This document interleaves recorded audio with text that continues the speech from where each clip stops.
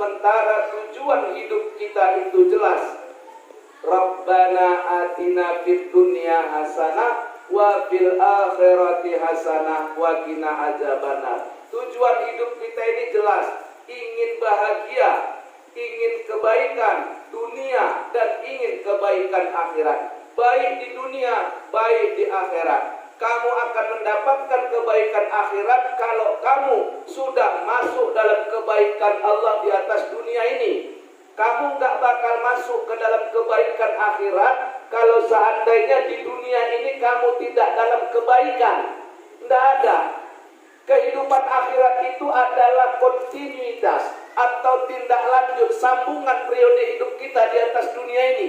Itu tidak terputus, bukan putus. Hidup kita ini berlanjut. Hidup dari alam rahim emak kita, kemudian lahir kita ke dunia, nanti mati yang sesaat, kemudian hidup lagi di alam barzah, di alam kubur, kemudian kita akan lanjut lagi hidup pada hari kiamat. Ada nanti barzah, ada hari kiamat, ada nanti di situ hisab, ada di situ mizan, ada di situ sirat, baru nanti ujungnya adalah surga atau neraka. Kehidupan ini bersambung.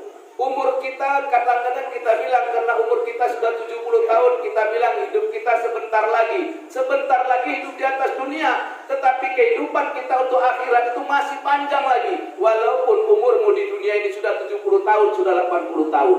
Kehidupan duniamu yang sebentar lagi, tapi kehidupan akhiratmu itu masih berlanjut.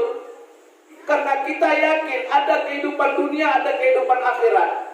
Setelah kita mati nanti datang al-maut. Apakah itu kita mati? Tidak. Mati itu hanya pengantar kita untuk hidup di alam barzah. Pengantar itu. Mati itu gerbang. Gerbang itu. Mati itu sebentar saja, tidak sampai 1 detik. Itu gerbang saja. Seperti kita membolak-balikkan telapak tangan. Begitu saja. Mati. Hidup lagi. Hidup di alam barzah.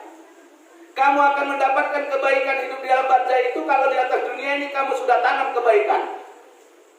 Kamu akan mendapatkan kesengsaraan hidup di barzah itu kalau di atas dunia ini kamu tidak tanam kebaikan. Apa yang kamu tanam itu akan kamu tuai dunia akhirat.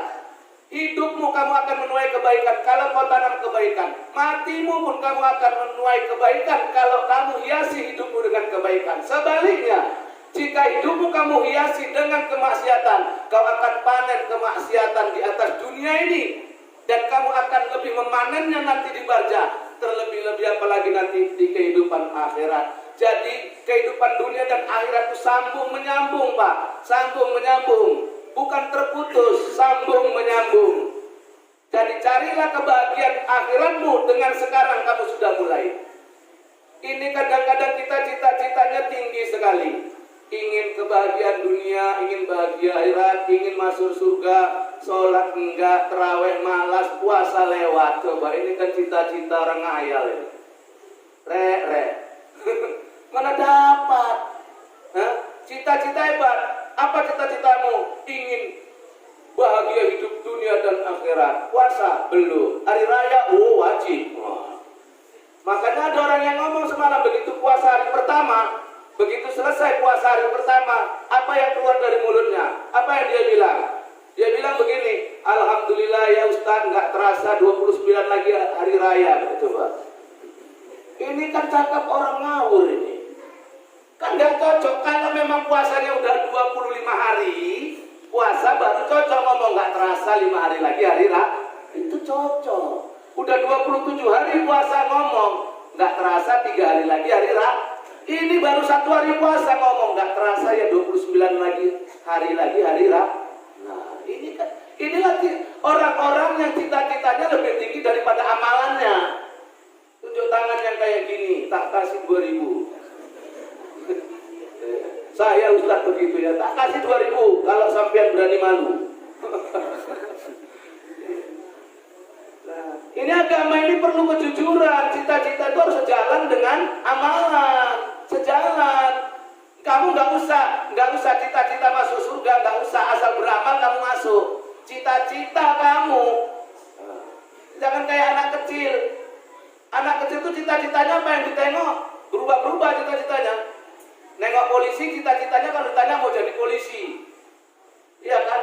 Nah, Nengok dia tukang parkir pun bisa cita-citanya enak jadi tukang parkir dapat duit. Tanya cita-citamu apa nanti baru jadi tukang parkir. Dia nggak mikir apa yang ditengok itu anak-anak pantas. Lah makanya kita kalau mau berbuat baik, pergauli orang-orang yang baik. Itu dia. Kita ini belum duduk iman kita. Kita ini kalau mau sholat kita baik, ikut orang yang sholat. Kita mau beribadah, berpuasa yang baik, ikut orang yang berpuasa dengan baik. Itu, lingkungan itu mempengaruhi, kawanmu mempengaruhi dirimu. Sampai-sampai orang tasawuf mengatakan, jangan engkau bergauli orang-orang yang dilalaikan Allah hatinya. Jangan, kamu pun bakal lalai. Kamu orang baik, orang sholat, berkawan sama orang yang gak sholat. Pertama meninggalkan sholat zuhur, nanti kawan berikutnya meninggalkan sholat asar, dan seterusnya lama-lama kamu ikut. Nggak usah jadi tukang pancing dilarikan ikan. Aku memancing orang itu biar berbuat baik. Jangan. Kok kamu ke KP ngapain? Kamu orang sholat, orang puasa ngapain ke KP? Kalau orang jamaah tabligh ke KP nggak apa-apa, rombongan. Cocok. Ngajak orang ke KP supaya sholat. Ayo. Itu namanya kan jaulah. Masuk ke KP-KP. Orang main judi didatangi sama jamaah tabligh. Rame-rame, cocok. Kamu datang sendiri ke KP ngapain? Mau ngajak orang ini, kamu nanti yang terikut. Getaran kamu lain. Makanya jemaah tabligh itu kalau mau dakwah dia ke KP-KP nggak sendiri. Kalau sendiri namanya bukan dakwah, curi-curi. Ya, betul nggak Pak Haji? Ya kan? Kalau mau jauh lah itu ke orang KP, mau ngajak orang itu, yuk nanti malam sholat maghrib ke KP itu orang itu, tapi kan nggak sendiri. Lah bapak ini datang pakai topi lobe, pakai jubah macam saya, duduk sendiri ngapain Pak di KP? Mau dakwah sama orang ini, kamu colongan nanti kamu. Bukan orang itu yang ke masjid, malah kamu nanti yang betah di situ. Ini kan sekarang zaman Covid ini, coba tengok Pak.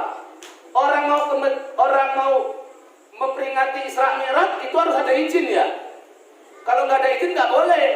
Saya ada dibatalkan semalam itu beberapa tempat mau Isra Mi'raj karena nggak dapat izin.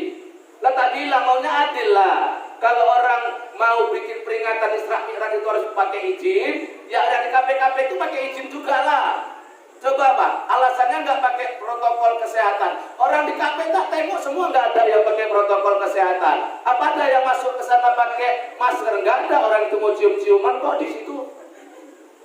Reneng sing gawe masker, nganggo apa masker? Nah, udah.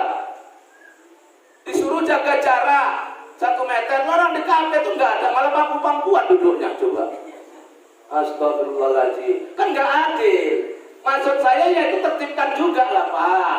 Jangan berat sebelah, jangan pandang bulu, mentang-mentang di sana bulunya banyak. Jangan pandang Bu, kita nggak boleh pandang Bu, nggak pandang bulu, nggak boleh. Pilih kasih, ya iyalah pastilah pilih kasih. Allah pun pilih kasih. Semua dikasih Allah, tapi ada pesan yang baik-baik nilainya lebih lah. Yang baik-baik, yang sholat, yang puasa ini walaupun duitnya banyak, hidupnya bahagia. Ya iyalah, duit banyak, hidup bahagia. Lah kamu yang selalu salah doa, biarlah aku menderita di atas dunia sebagian di akhirat. Sopo yang ngajari kamu doa kayak mana? Gak ada doa gitu loh. Biarlah aku hidup menderita di dunia asal. Itu nyanyi lagu yang ada. Kalau hidup kita orang beriman gak? Biarlah hidup bahagia di dunia asal bahagia di akhirat. Cukup. Cocok.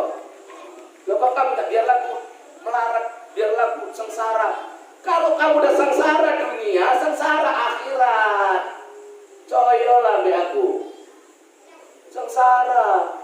Kalau kamu nanti bahagia di sana, bahagia di sini. Cuman bahagia itu ukurannya bukan pada harta, bukan pada pangkat. Jangan kamu anggap orang yang bahagia itu karena kaya, enggak. Jangan kamu pikir orang yang punya jabatan pangkat tinggi itu bahagia, enggak tentu, belum tentu.